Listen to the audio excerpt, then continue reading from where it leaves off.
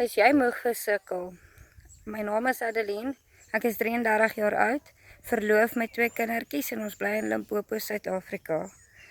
Wel, ek het al baie saam met my man gebid. Ons het 'n groot finansiële probleem. Ons sukkel finansiëel en ons het baie gebid vir die Here en die Here het my 'n deurtjie op my pad oopgemaak. Nou onlangs het ek op 'n WhatsApp groep op 'n vroutjie afgekom, haar naam is Franet. En ek het haar 'n boodskap gelos want ek het gesien aangaande hierdie Legacy Builder program.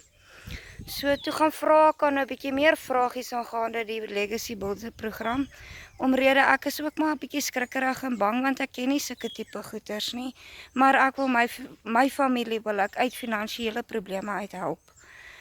En ja, en kort daarna het sy vir my heelwat ingelig aangaande hierdie Legacy Builder program en sy het ordentlik my verduidelik en so aan. Sy het vir my 'n link gestuur en toe sy vir my die link stuur, toe sê sy vir my, okay, hoor hierso, as jy op hierdie link klik, dit is nou vir die A-span klassies. Dit gaan jou $10 kos as jy wil gaan aansluit.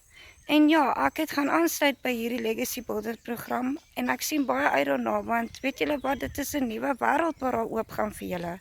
So as julle belangstel, moenie huiwer nie, gaan klik asseblief op my WhatsApp groepietjie en julle is welkom om daarso boodskappe te los en ek sal vir julle meer inligting kan gee aangaande hierdie hele Legacy program.